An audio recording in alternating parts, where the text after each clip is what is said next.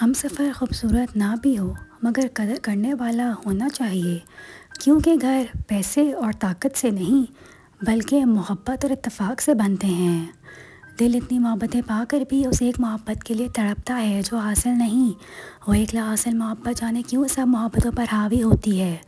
مرد آنکھوں سے محبت کرتا ہے اور عورت کانوں سے محبت کرتی ہے۔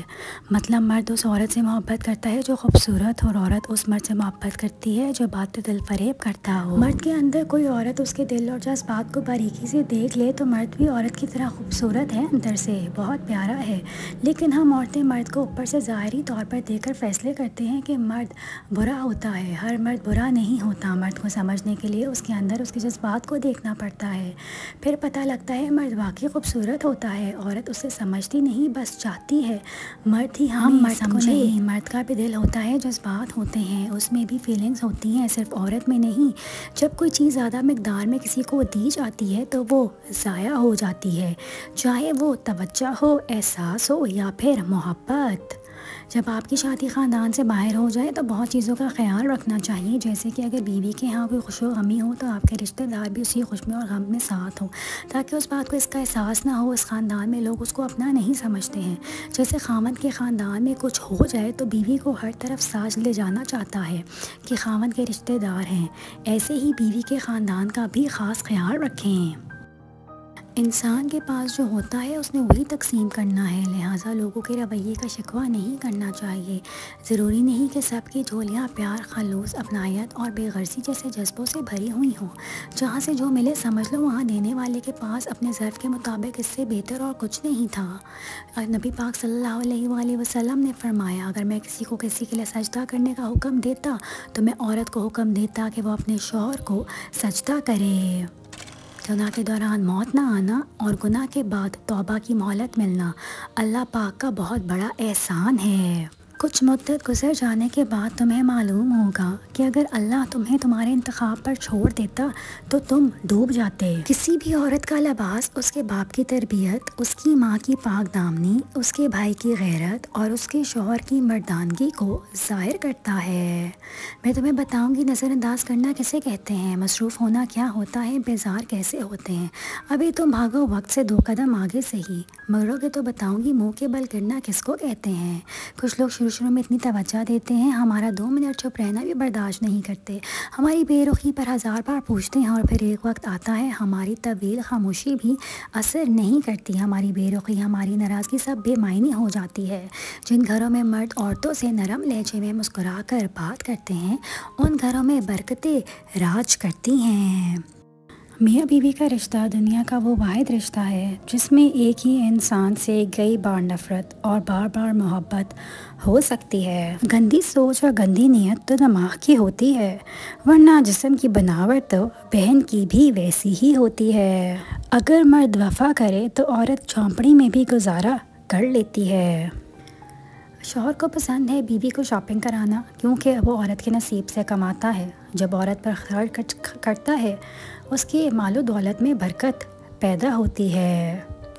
اچھا ہم سفر وہ ہوتا ہے جو آپ کی عزت کرتا ہے، جو آپ کی چھوٹی چھوٹی خواہشات کا خیال کرتا ہے، آپ کے ساتھ مذاق کرتا ہے، آپ کا مذاق بننے نہیں دیتا، جو آپ کے آنسو پر پریشان اور آپ کے خوش ہونے پر خوش ہوتا ہے۔ سخت رویہ بات تو منوا دیتے ہیں مگر دلوں میں فاصلے بڑھ جاتے ہیں۔ جب رہنا ساتھ ہو تو دونوں طرف رویوں میں لچک ہونی چاہیے، کچھ منوا لیا کچھ مان گئے۔ یہی مثبت رویہ رشتوں میں تازگی کو برقرار رکھتا ہے۔ جہاں انا ہو وہاں صرف پچھتاوا اور تلخیاں ہوتی ہیں۔ مرد اگر ذہن کا پکا ہو اور عورت کی زبان چھوٹی ہو تو دونوں کا گھر آسانی سے بس جاتا ہے۔ عورت کو گھر کے کام کے نہیں بلکہ مرد کے رویہ بوڑھا کرتے ہیں۔ بہترین بیوی وہ ہوتی ہے اگر اس سے غلطی ہو جائے اور شوہر ناراض ہو جائے تو اس کے پاؤں پکڑ لے، نہ کہ انا کی ضد مان لے اور کہے جب تک آپ مجھے معاف اور محبت سے نہیں بات کریں گے تب تک میں پاؤں نہیں چھوڑوں گی، اور کچھ نہ کچھ کر کے اپنے شوہر کو راضی کر لے اور اس پر اپنا اعتماد اور بھروسہ مزید پختہ کر لے۔ کسی مرد کا ساتھی بننا عورت کی تقدیر میں پہلے ہی لکھا جا چکا ہے، تفریح بنا عورت خود منتخب کرتی ہے۔ اور کسی دوسری عورت کو اپنی تفریح کا ذریعہ بنا کر مرد اپنی اولاد بیٹی کی تقدیر لکھ رہا ہوتا ہے، کیونکہ مکافات تو کڑی حقیقت ہے۔ جس گھر میں شوہر اپنی بیوی کو دوسروں کے سامنے عزت نہیں دیتا اور اس کو رلاتا ہے، تو اللہ تعالیٰ فرشتوں کو حکم دیتے ہیں کہ جاؤ اس کے گھر سے میری رحمت اور برکت ختم کر دو، اس کی زندگیوں سے خوشیاں واپس لے آؤ اور اس کے غم اور دکھ میں مبتلا کر دو، اور پھر زمانے کی اس کی کوئی عزت نہیں رہتی۔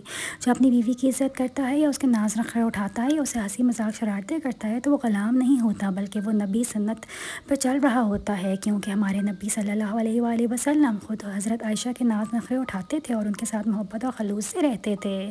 نکاح کا مقصد ہے زنا سے پاک رہنا، زنا سے دور بھاگنا، گناہوں سے بچنا، لیکن کہیں لوگ زنا کر کے لذت حاصل کرنا چاہتے ہیں، لیکن دو محبت کرنے والوں کے بیچ محبت لذت کا نام نہیں ہے بلکہ سکون اور پاکیزگی کا نام ہے، جو صرف اور صرف نکاح سے ہی ممکن ہے۔ سمجھدار بیوی تو وہ ہوتی ہے جو زندگی کے معاملات میں ہمیشہ خاوند کو بڑا بنا کر رکھے، کیونکہ خاوند کو اللہ نے مرتبے میں بڑا بنایا ہے۔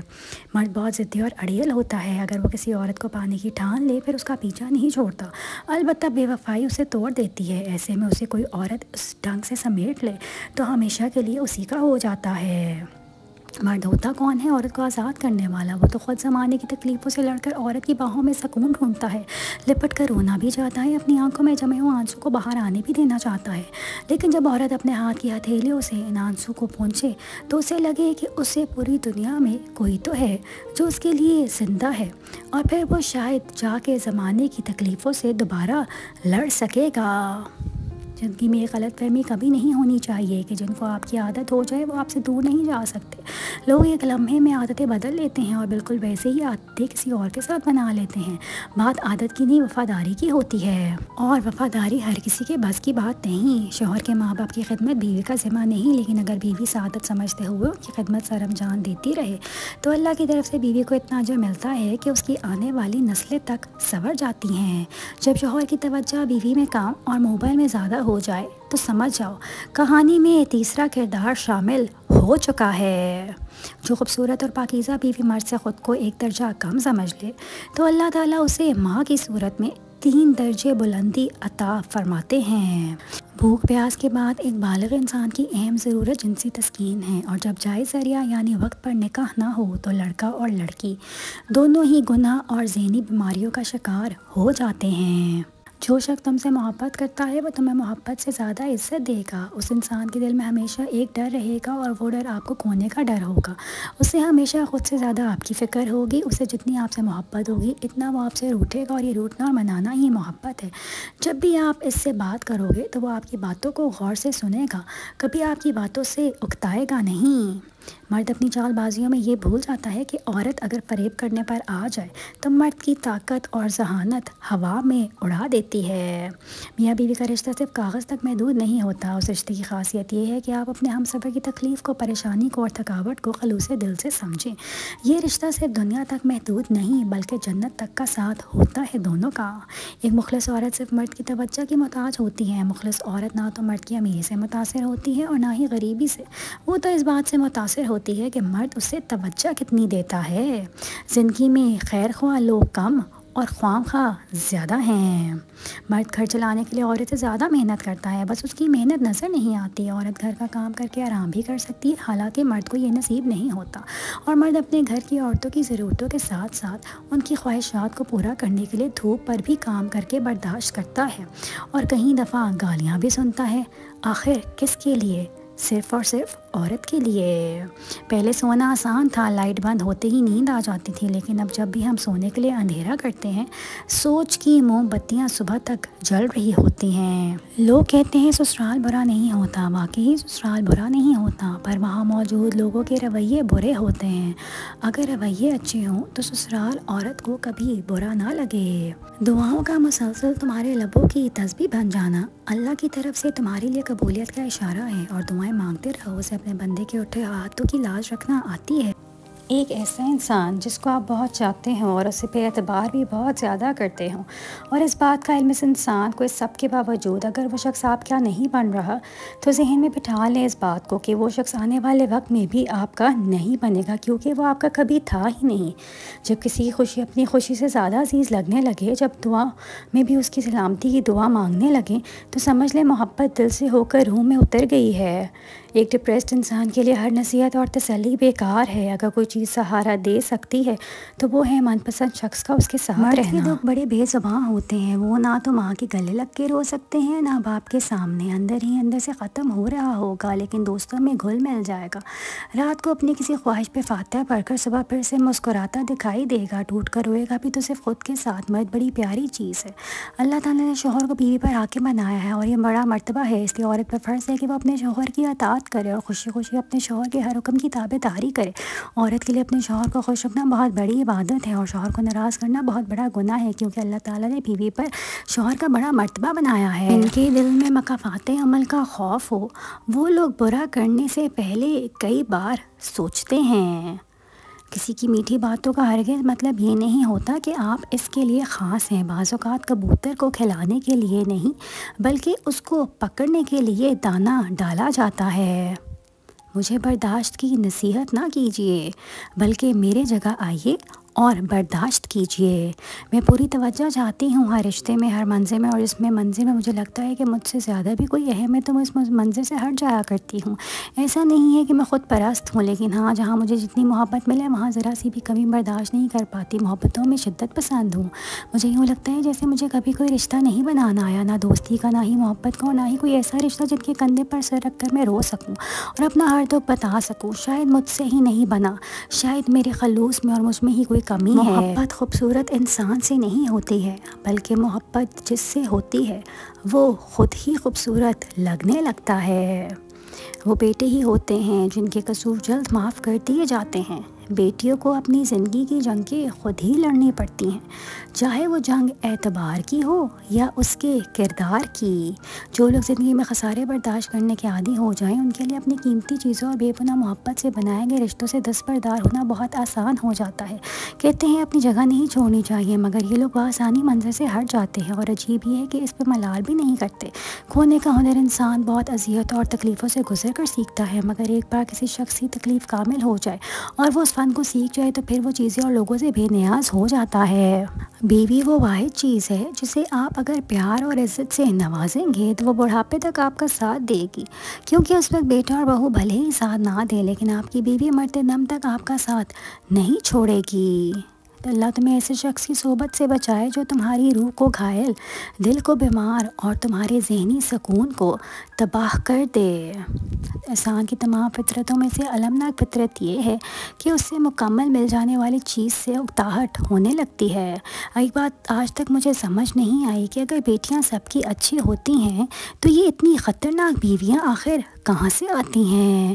حد سے زیادہ احساس بھی انسان کو ذلیل کرواتا ہے۔ کوئی ہاتھ بڑھائے تو بازو نہیں پکڑنا چاہیے، ایسے ہی کوئی ہاتھ چھڑوائے تو پاؤں نہیں پکڑنے چاہیے۔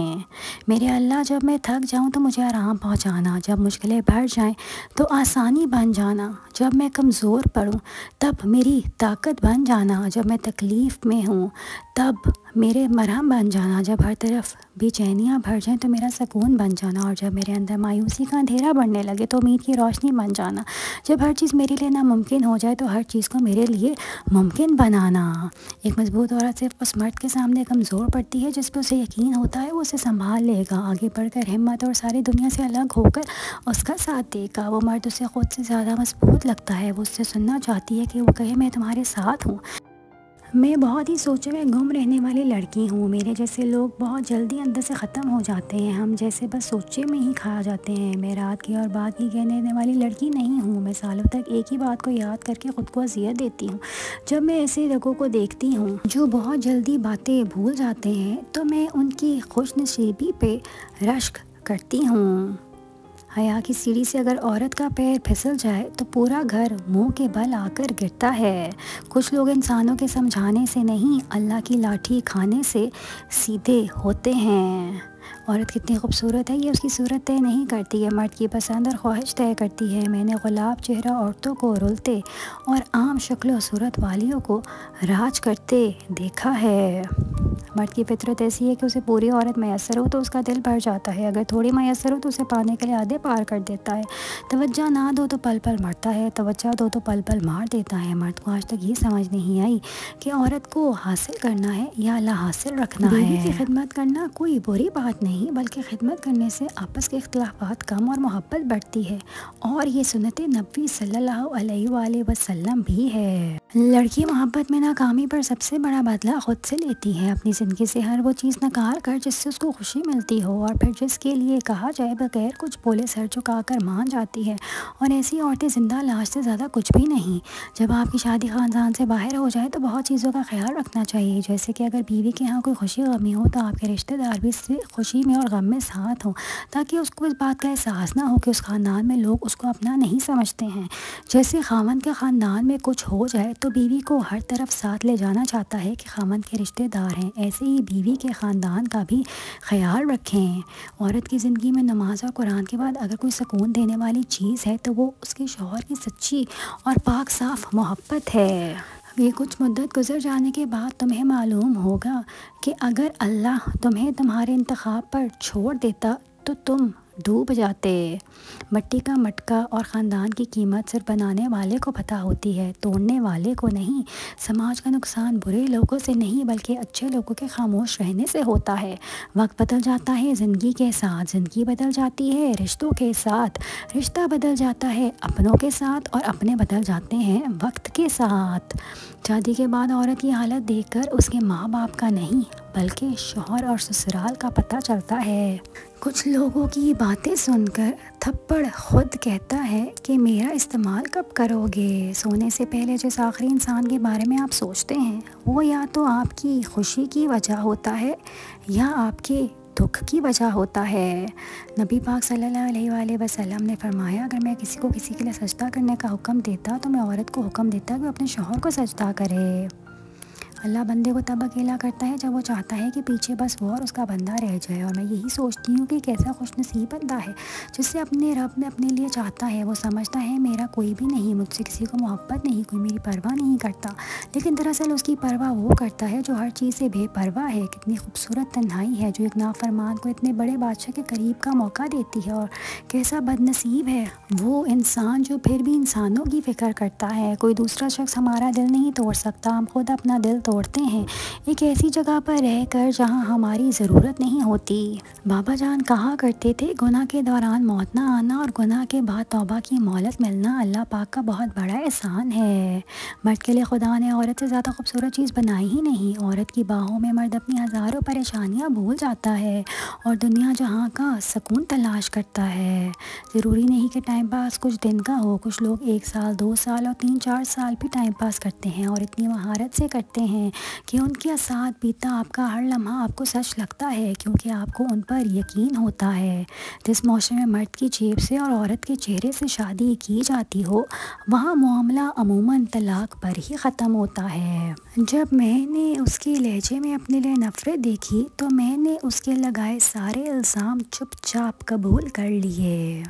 مرد کی پسندیدہ عورت بڑی نکچڑی ہوتی ہے، اسے چاہے جانے کا غرور ہوتا ہے اور وہ بے سبب روٹھ جاتی ہے، کیونکہ اسے علم ہے اسے منا لیا جائے گا، رونے پہ ہنسا بھی دیا جائے گا، ضد بھی پوری ہوگی، انا بھی اپنی جگہ برقرار رہے گی۔ میں تمہیں بتاؤں گی نظر انداز کرنا کسے کہتے ہیں، مصروف ہونا کیا ہوتا ہے، بیزار کیسے ہوتے ہیں۔ ابھی تم بھاگو وقت سے 2 قدم آگے سے ہی، جب مڑو گے تو بتاؤں گی منہ کے بل گڑنا کس کو کہتے ہیں۔ کبھی کبھی ہم کچھ لوگ کے ساتھ مقام دے کر بگاڑ دیتے ہیں، اگر وہ لوگ کم صرف نکلیں تو وہ بدلے میں ہماری آنکھیں آنسوں اور دل درد سے بھر دیتے ہیں۔